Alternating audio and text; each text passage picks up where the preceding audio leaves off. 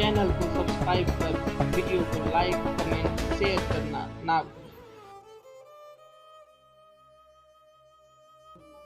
कन्हैया सबके मध्य में विराजमान है और बाल सखाएं जो हैं भगवान के, सभी ने अपने अपने घरों से कुछ न कुछ लाया है। गैया चराने के लिए निकले हैं तो घर से भोजन की व्यवस्था करना तो चाहिए। सभी अपने अपने घरों से कुछ न कुछ व्यवस्था करके आए हैं और भगवान को सब थोड़ा थोड़ा अपने हाथ से पवा रहे हैं।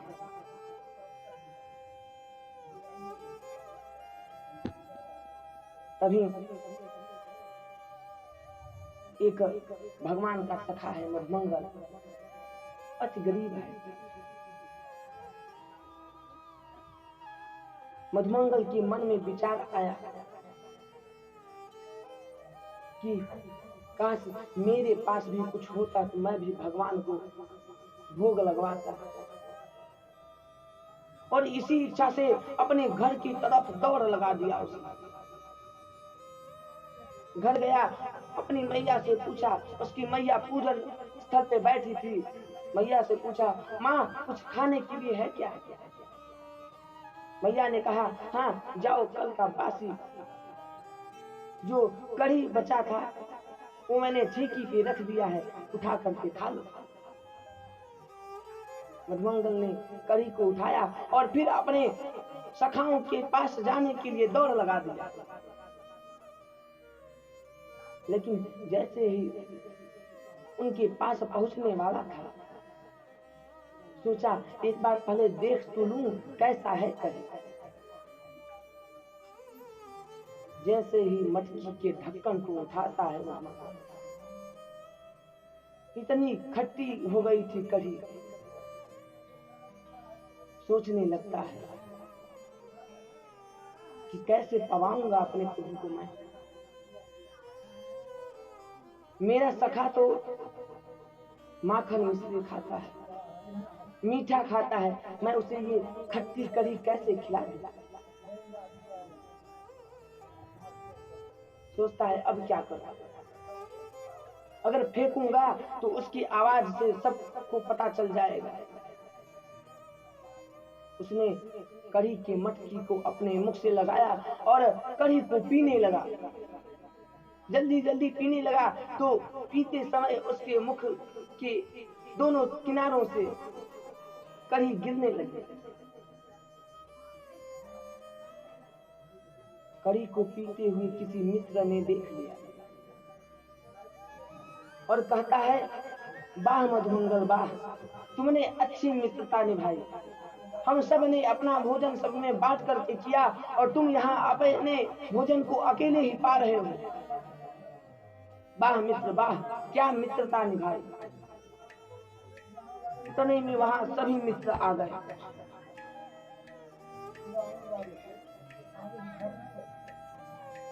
मधुमंगल कहता है, मैंने सोचा इतनी खट्टी कढ़ी मैं किसको पवाऊंगा, इसलिए मैं अकेले पीने लगा। भगवान तो मीठा खाते हैं, माखन मिश्री खाने वाले हैं। भगवान ने इतना सुना,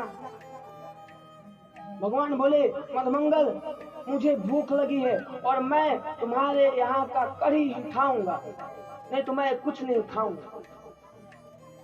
मधुमंगल बोला, अब है कहाँ कि खाओगे? भगवान बोले, मेरे लिए तो पर्याप्त है। भगवान मधुमंगल के मुंह को चाटने लगे। मुखमंडल पे जो कढ़ी लगी थी उस कढ़ी को चाटने लगे। ये दृश्य ब्रह्मा जी अपने लोक से देख रहे थे। ब्रह्मा जी कहते हैं, अरे ये परमात्मा है, ग्वालियों के मुख पे लगे हुए जूठन को चाटता है, ये परमात्मा नहीं हो सकता। ब्रह्मा को संशय हो गया। ब्रह्मा ने सोचा चलो इसकी परीक्षा लेते हैं। ब्रह्मा जी आए और भगवान के सखाओं सहित उनके बछड़ों को चुरा लिया। सोचे अगर परमात्मा होगा तो कोई प्रभाव नहीं पड़ेगा, और साधारण बालक होगा तो रोने लगेगा, मुझे पता चल जाएगा।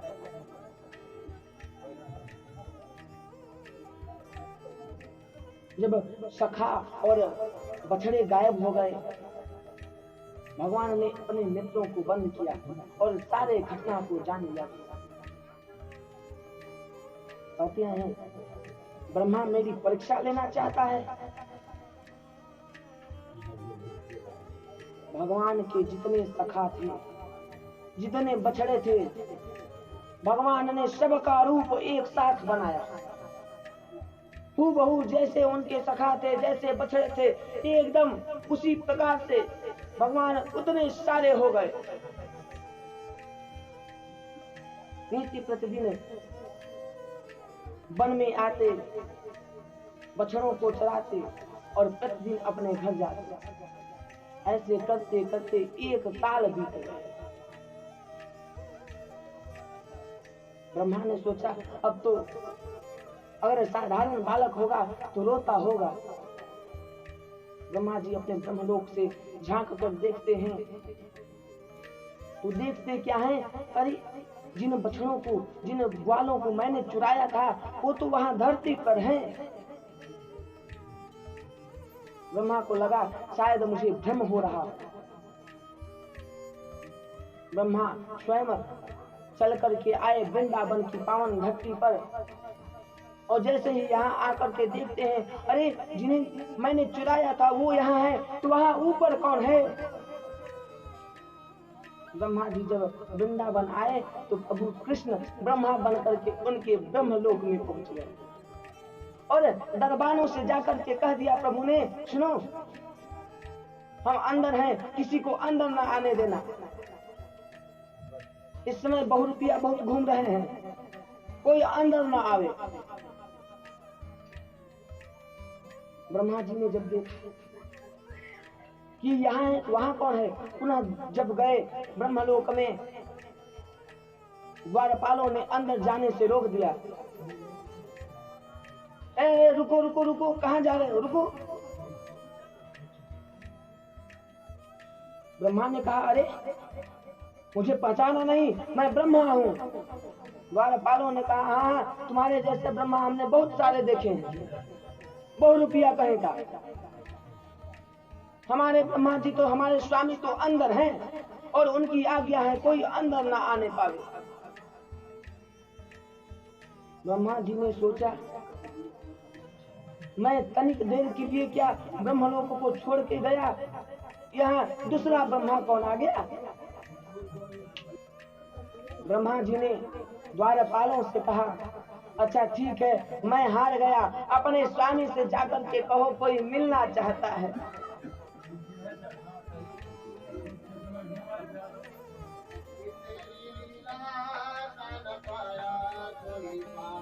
जय हो।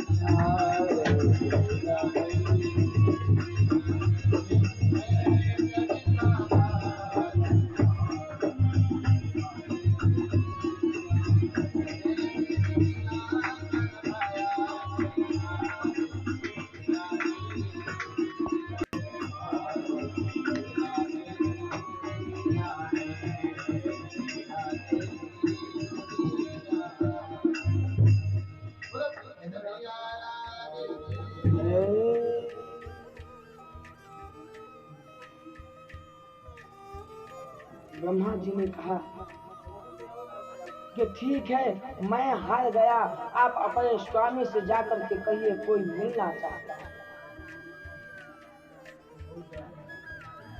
द्वारपाल आए, प्रभु के चरणों में विनती किया, भगवान एक बहुरूपिया आया है, स्वयं को ब्रह्मा बता रहा है, आपके दर्शन को चाहता है। भगवान ने कहा ठीक है, भेज दो उसे अंदर। जैसे ही द्वारपाल आकर के बताते हैं ब्रह्मा को, ठीक है, हमारे स्वामी ने तुम्हें अंदर बुलाया है। ब्रह्मा जी अंदर जाते हैं, देखते हैं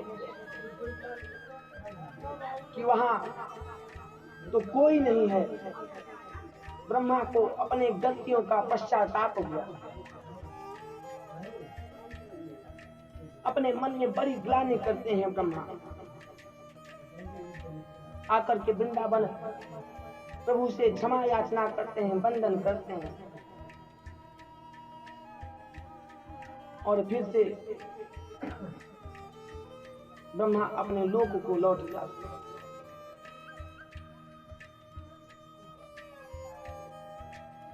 यमुना नदी में एक नाग आ गया है जिसका नाम है कालिया। यमुना वासियों को बड़ा परेशान करता है, वृंदावन वासियों को। यमुना किनारे जितने भी जीव जंतु हैं जाते हैं यमुना जी में जल पीने के लिए, लेकिन उस कालिया नाग के विष के कारण उनकी मृत्यु हो जाती है।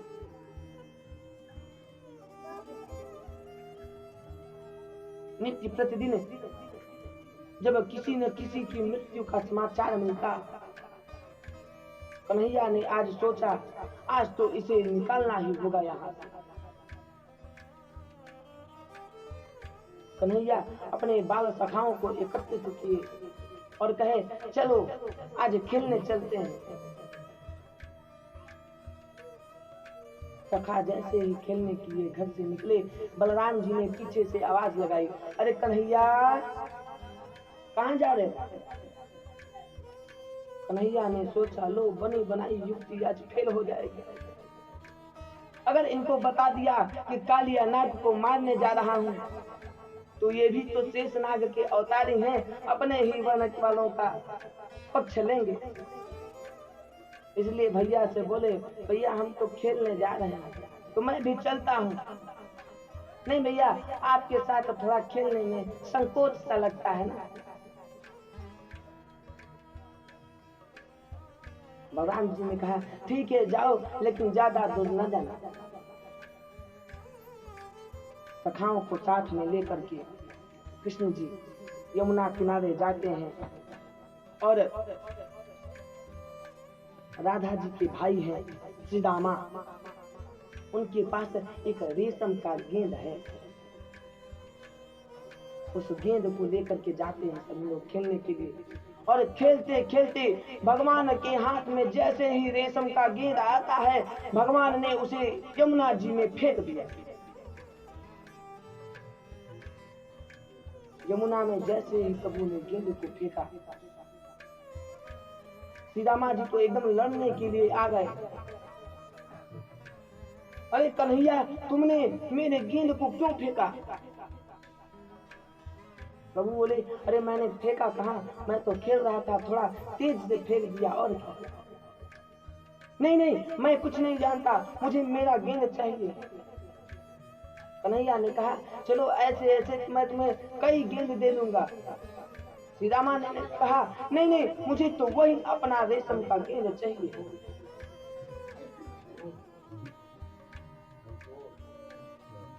प्रभु बोले देखो भैया अब मुझे गुस्सा ना दिलाओ, नहीं तो मैं कूद जाऊंगा यमुना में।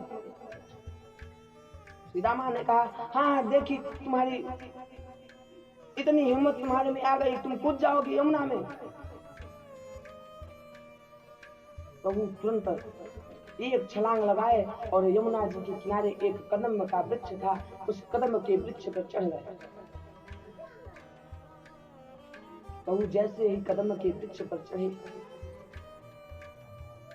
प्रभु के जो अन्य सखा हैं सीदामा को बोलने लगे, अरे तू एकदम मूर्ख है क्या? उसी में कालिया नाग रहता है और कृष्ण को यमुना में कूदने को बोलता है। बड़ी उलाहना जब मित्रों के द्वारा मिलता है, सीदामा कहता है, अरे भैया कृष्ण तुम चले आओ, मुझे इतना ही चाहिए गेंद। भगवान कहते हैं, नहीं, तुमने मुझसे कहा कैसे? मैं तो आज तुम्हारा गेंद वापस ला कर के दूंगा। और एक ही छलांग में भगवान यमुना जी में कूद जाते हैं। भगवान जैसे ही यमुना जी में छलांग लगाते हैं, एक सखा जाकर के मैया यशोदा और नंद बाबा को बताता है कि मैया आपके लाला ने यमुना में छलांग लगा दी। जैसे ही सुनी नंद रानी जी नंद बाबा को बोली, अरे चलिए जल्दी, नहीं तो पता नहीं क्या से क्या हो जाएगा। सभी ब्रजवासी दौड़े दौड़े यमुना के किनारे आते हैं। भगवान को न देख करके सभी रोने लगते हैं। माता यशोदा तो कितनी बार बेहोश हो गई। माता यशोदा को जब बेहोश होते बलराम जी देखते हैं तो सबको समझाने लगते हैं, अरे तुम लोग किसके लिए डर रहे हो? एक कालिया नाग इसका क्या बिगाड़ेगा? मेरे ऊपर भगवान सोते हैं। लेकिन बलराम जी का बात कोई सुन ही नहीं रहा है, उनके बातों का असर किसी पे नहीं हो रहा है। बलराम जी कहते हैं, वो 100 फन वाले नाग पे सोता है। यहाँ मैया सुनी जब 100 फन वाले एकदम बेहोश, अब उनको चेतना ही ना आ।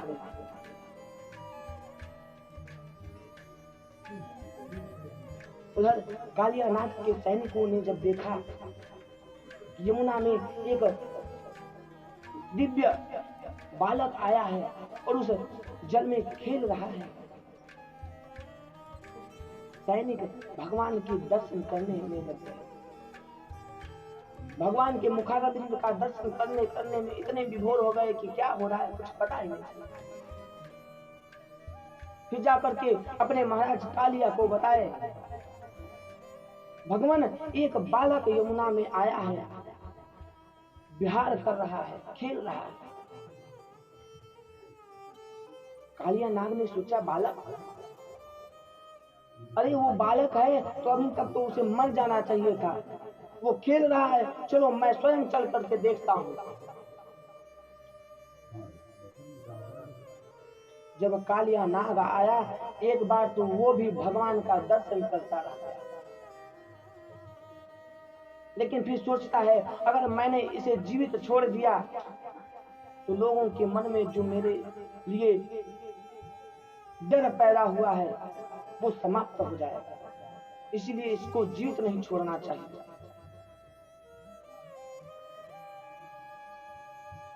कालिया नाग ने भगवान को पकड़ लिया।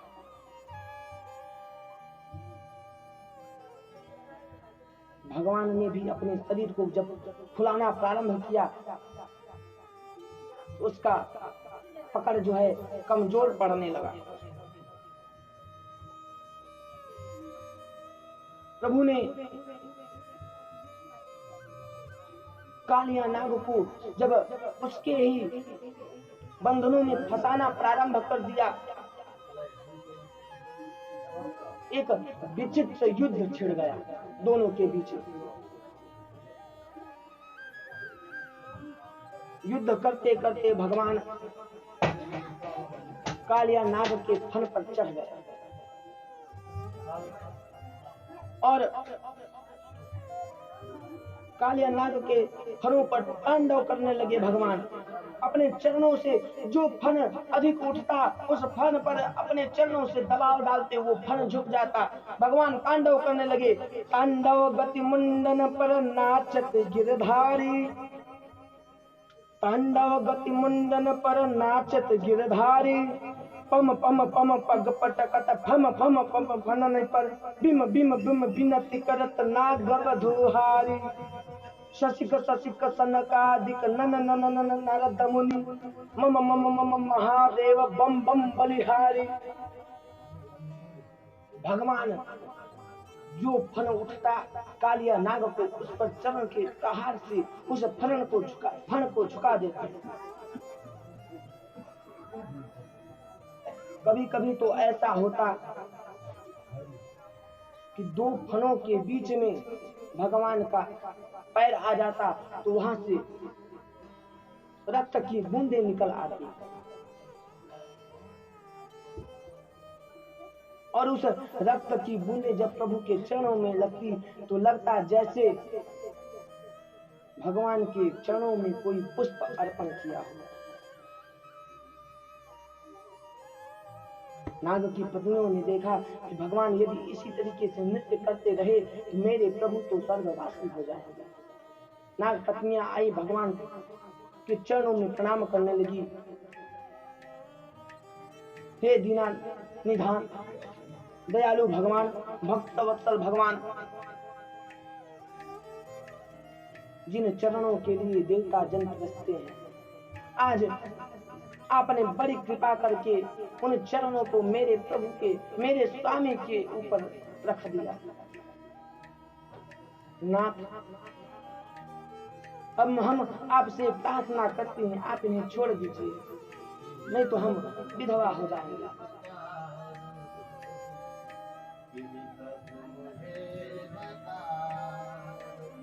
चरणों में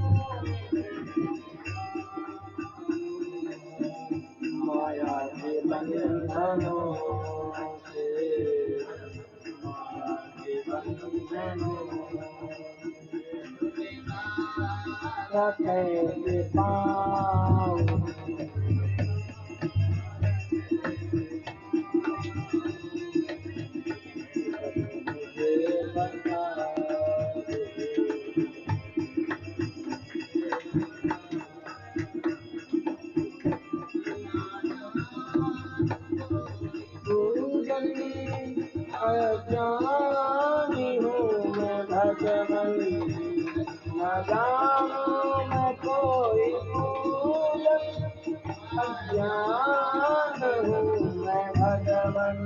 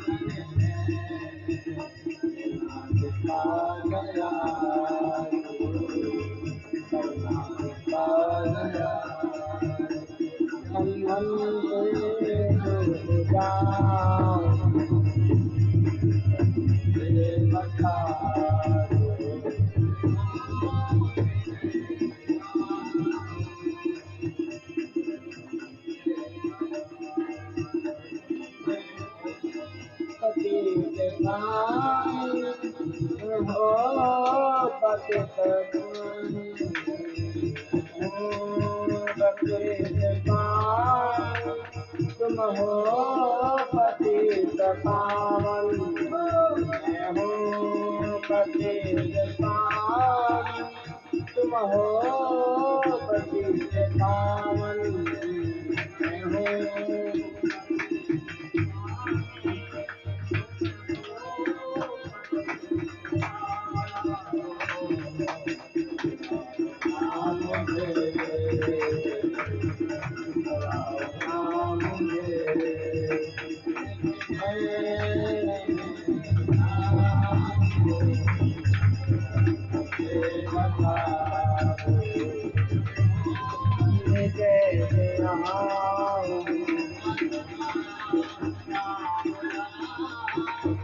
जैसा भी हूँ तुम्हारा,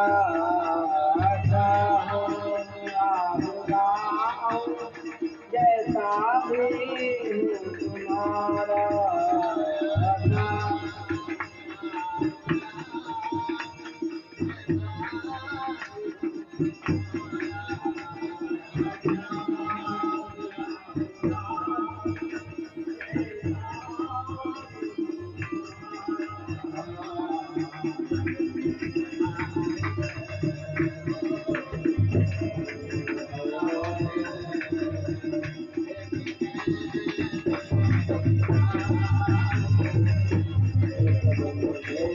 बता दो मैं कैसे आऊं, मुझे बता दो, मुझे बता दो, मुझे बता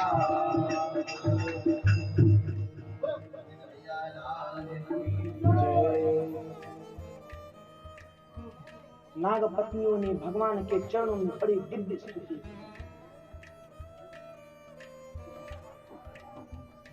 कालिया नाग ने भगवान से प्रश्न किया, भगवान मैं आपसे एक प्रश्न करना चाहता हूं।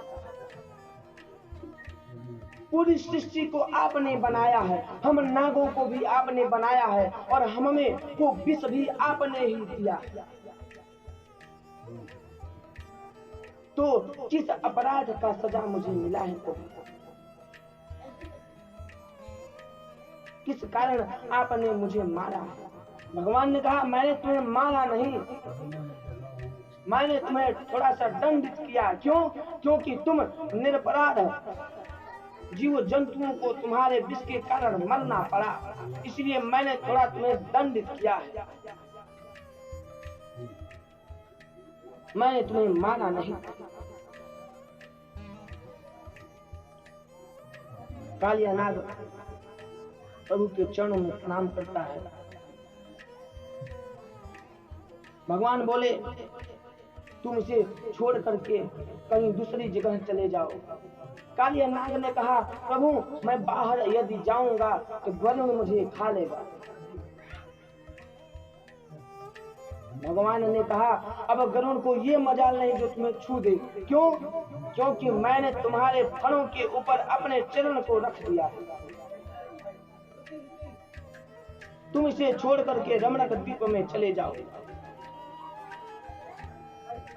प्रभु का आदेश पाकर के कालिया नाग प्रभु को अपने फण पर विराज करके यमुना जी से बाहर आता है।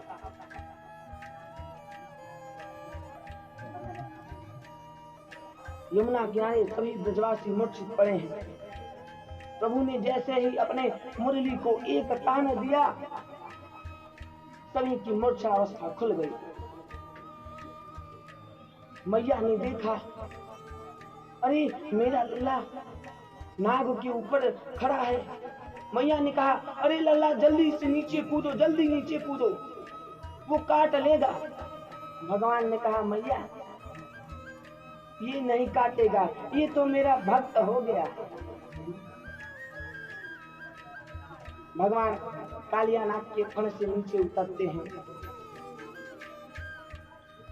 और माता के पास आते हैं। माता यशोदा उन्हें अपने अंक में भर लेती है।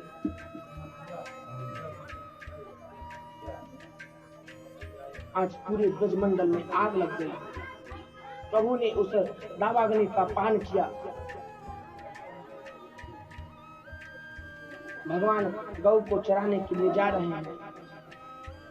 गोपियों ने देखा तो एक गोपी दूसरे गोपी से कहती है देखो देखो लल्ला की झांकी कैसे दिख रही है कि बरहा पीरम नटवर बहु कर्णयो कर्णिकारम बिभ्रजवासः कनक कपिसम वैजयन्तीं च माला रन्ध्रान् वेणोरधरत्रया पूरयन् गोपवृन्दैः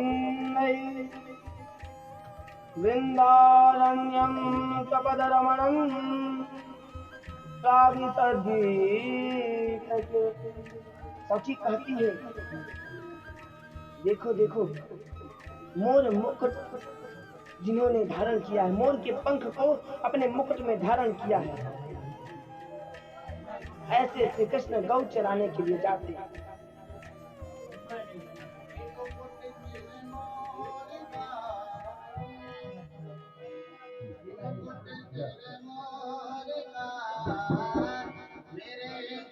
चोरता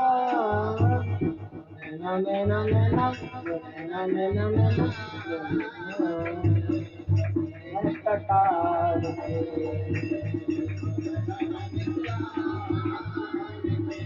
कबीर है कतार के। मुकुट सिर मोर का, मुकुट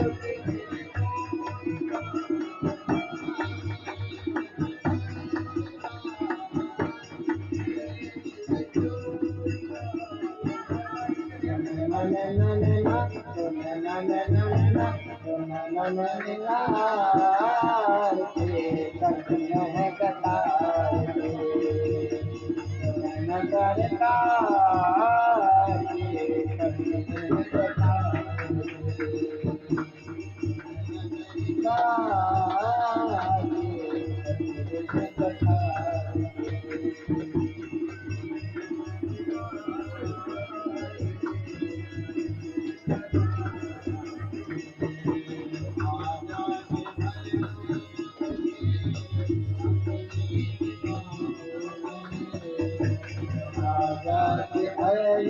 अपने अपनी बाहों में,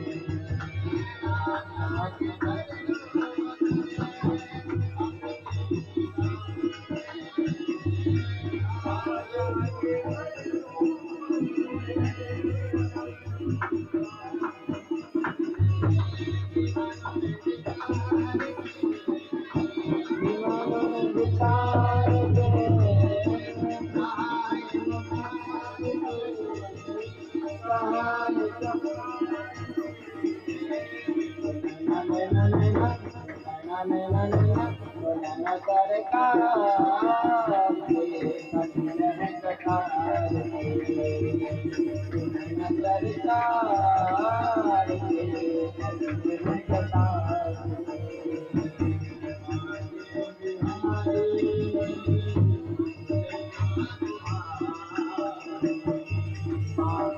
बिहारी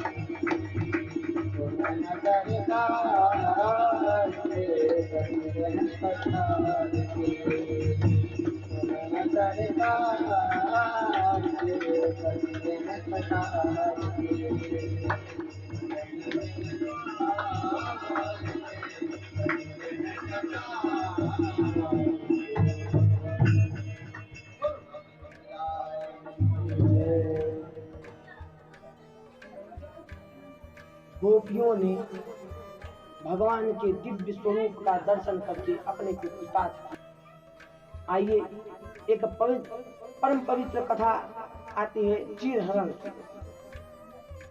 गोपियां ब्रह्म मुहूर्त में उठती हैं,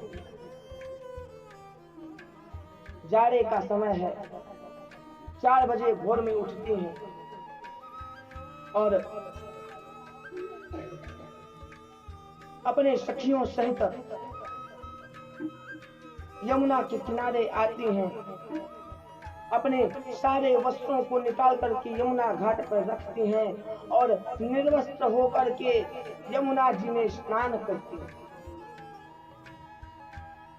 स्नान करने के बाद पुनः तट पे आती हैं, अपने वस्त्रों को धारण करके कात्यायनी माता का पूजन करती हैं और माता से कहती हैं कि कात्यायनी महामाये महायोगिनीश्वरी नंद गोपसुतं देवी पतिं मे कुरुते। हे माता कात्यायनी, हम आपके चरणों में प्रणाम करते हैं। नंद के जो पुत्र कृष्ण है ना, आप कृपा करके उनको हमें पति रूप में प्राप्त करा।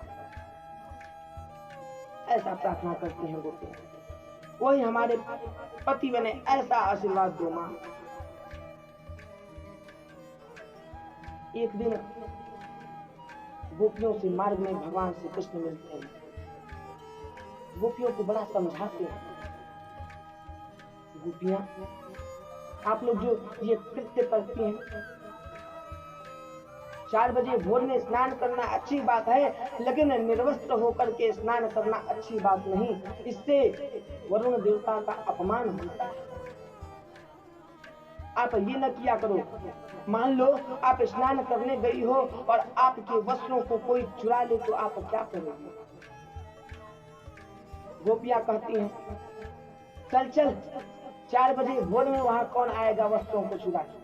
हम तो ऐसे ही स्नान करेंगे, और तुझसे मतलब तुझसे जब पूछेंगे तो बताना।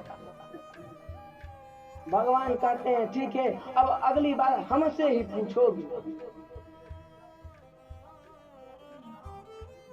गोपियां भगवान की बात को नहीं मानती और अपने आदत के अनुसार वो पुनः यमुना जी में निर्वस्त्र होकर के स्नान करने जाती है। यमुना तट के किनारे अपने वस्त्रों को रख करके भगवान कृष्ण वहां आते हैं और उनके वस्त्रों को चुरा लेते हैं। गोपांगनानां चदकुल चौरा, गोपियों के वस्त्रों को चुरा लेते हैं भगवान। और वही एक कदम्ब का वृक्ष था, उस पर उन गोपियों के वस्त्रों को लेकर के चढ़ जाते हैं। गोपियां स्नान करने में मग्न है। जब स्नान करके बाहर निकलने लगी तो एक गोपी ने देखा, अरे हमारे वस्त्र कहाँ चले गए? अब तो वहां शोर होने लगा, अरे अरे हम लोगों का वस्त्र कहाँ चला गया? अब हम वापस कैसे जाएंगे घर? अब हम कब तक यहाँ ऐसे ही पड़ी रहेंगे? इधर उधर देखती हैं तो वृक्ष के ऊपर कन्हैया को देखती हैं। कन्हैया अपने हाथों में अपनी मुरली को लेकर के हंस रहे हैं।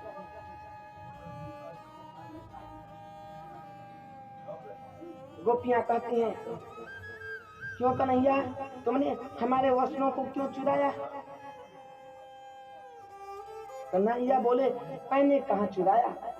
अच्छा, वो जो कदम के वृक्ष पर लेके गए हो वो क्या है? बोले, वो तो हमारे कदम जी के फूल हैं। अच्छा, कदम के फूल रंग बिरंगे इतने बड़े बड़े होते हैं? बोले, और नहीं तो क्या, यही तो हमारे वृंदावन के कदम जी की विशेषता है। गोपियां बोली कि विशेषता हमें ना सिखाओ का ना, हमारे वस्त्र हमें दे तो बस। प्रभु ने कहा, मैंने तुमको पहले भी मना किया था, इससे वरुण देव का अपमान होता है, तुमने बात नहीं मानी। और मैं ये वस्त्र उसी शर्त पे जब तुम्हें दूंगा जब तुम एक एक करके बाहर आओगी, अपने वस्त्रों को लोगी और क्षमा याचना करोगी, और यही यमुना जी के किनारे संकल्प करोगी कि आज के बाद हम ऐसा नहीं करेंगे। गोपियां बोली, अच्छा हमारे पास कपड़े नहीं, हम बाहर कैसे आए? भगवान बोले, मैं कुछ नहीं जानता। फिर गोपियों ने सोचा, अरे इसके सामने कैसी लज्जा, ये तो परब्रह्म परमात्मा है। परमात्मा के सामने तो हम सैकड़ों वस्त्र धारण कर लें, लेकिन हम निर्वस्त्र ही हैं, और कितने भी निर्वस्त्र हैं हम वस्त्र धारण किए ही हैं। ऐसा सोच करके गोपियां एक एक करके भगवान कृष्ण के पास आती हैं और अपने अपने वस्त्रों को लेकर के धारण करती हैं और भगवान को वचन देती हैं कि प्रभु आइंदा से ये गलती नहीं। ध्यान दीजिएगा, उस समय कन्हैया 5.5 साल के थे।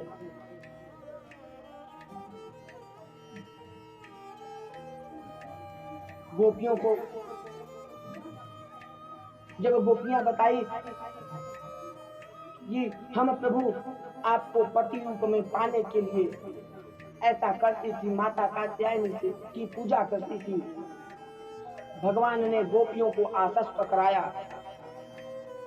कि शरद पूर्णिमा की रात्रि में मैं आपके संग रास लीला करूंगा, अभी आप लोग जाओ।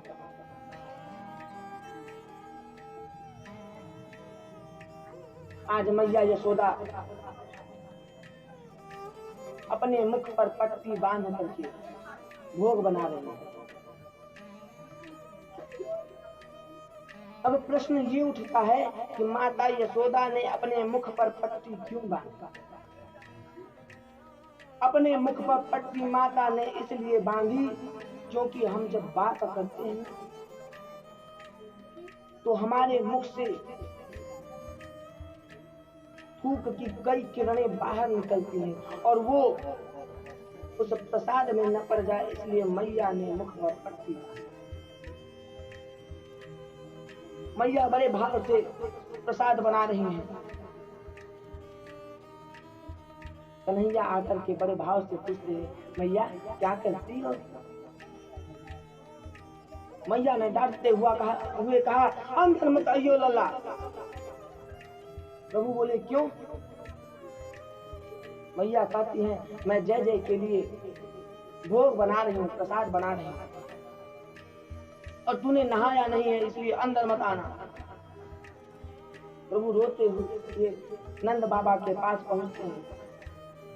नंद बाबा भी बाहर हवन सामग्री को बनवा रहे थे। लल्ला को रोता हुआ देखकर बाबा पूछते हैं, क्या हुआ लल्ला, क्यों रोता है? कन्हैया ने बताया, क्या बताऊं बाबा, मैया भोग बना रही थी, मैंने मांगा तो मना कर दिया। बोली जय जय के लिए। बाबा ये जय जय क्या है, कौन है जय जय, और इनकी पूजा क्यों होती है?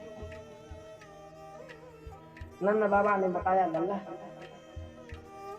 हम जिनकी पूजा करते हैं वो इंद्र हैं, वही जय जय हैं।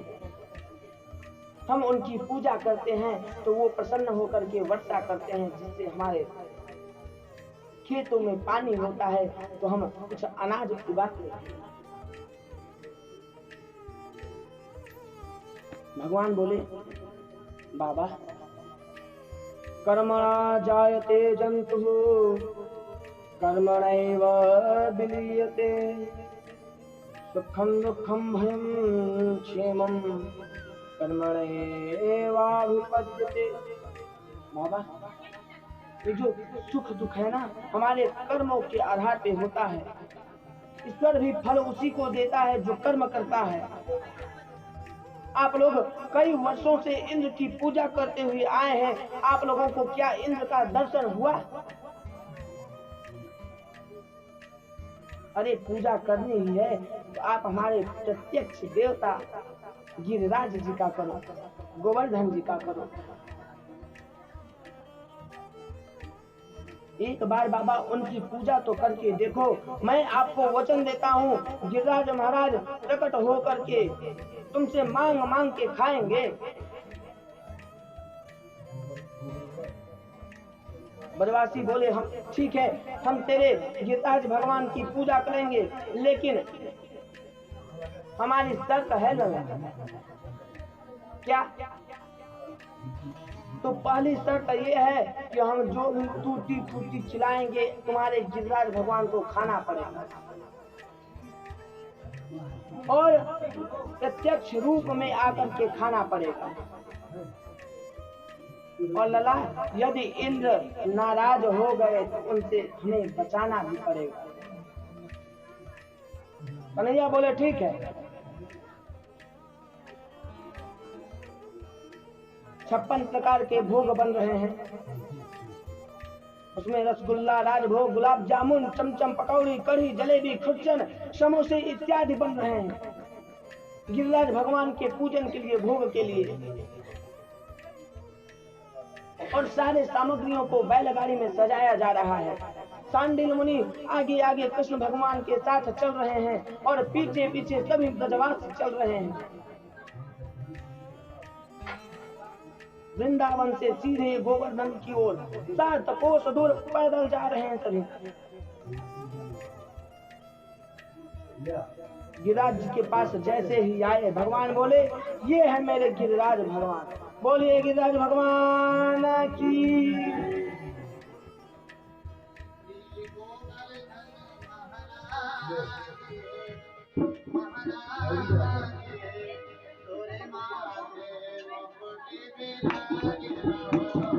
गोवर्धन महाराज महाराज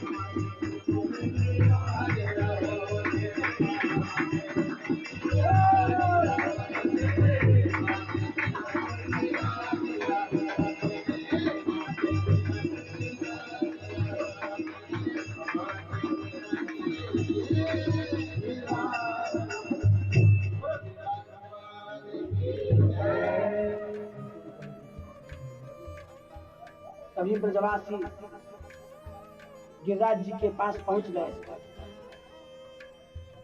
कन्हैया ने कहा, लो करो इनकी पूजा। अब सभी सबसे पहले स्नान कराने के लिए जाते, यमुना जी में मटकी से पानी भर कर के लाके सुबह 4 बजे से नहलाते नहलाते शाम के 6 बज गए, लेकिन अभी तक भगवान गिरिराज महाराज का चरण भी नहीं दिया। जब ब्रजवासी थक गए, प्रभु ने कहा कि आप सभी अपने अपने नेत्रों को बंद करिए। जैसे ही ब्रजवासियों ने अपने नेत्रों को बंद किया, भगवान ने तत्क्षण मानसी गंगा का आवाहन कर दिया और वहां गंगा मैया प्रकट हो गई। बोलिए मानसी गंगा महारानी की। गंगा जी प्रकट हो गई। स्नान के बाद सांडिल मुनि जी ने 100 प्रकार गिरिराज भगवान का पूजन कराया और कन्हैया बोले, इनको भोग लगाने से पहले भैया चलिए अब हम लोग इनकी परिक्रमा लगाते हैं। सबने बड़े भाव से गिरिराज भगवान की परिक्रमा लगाई और जैसे ही परिक्रमा पूर्ण हुई, प्रभु ने कहा, अब चलाओ इनको भोग पवाओ। सभी ने एक साथ नेत्र बंद किए। जैसे ही ब्रजवासियों ने अपने अपने नेत्रों को बंद किया, एक रूप में भगवान उनके सामने हैं और एक रूप भगवान गिरिराज जी के ऊपर जाकर के विराजमान हो गए। बोलिए गिरिराज महाराज की। भगवान एक रूप से गिरिराज महाराज के ऊपर विराजमान है और कहते हैं, लाओ ब्रजवासियों भोग पवाओ, लाओ ब्रजवासियों भोग पवाओ। नंद बाबा ने जैसे ही देखा प्रसन्न हो गए। कहते हैं, लल्ला इतने वर्षों से हम इंद्र की पूजा करते रहते हैं, लेकिन कभी दर्शन नहीं हुआ, लेकिन तेरे गिरिराज महाराज का आज दर्शन हो गया, हम धन हो गया। कन्हैया भोग पा, सभी ब्रजवासी बड़े भाव से भगवान को भोग पवा रहे हैं।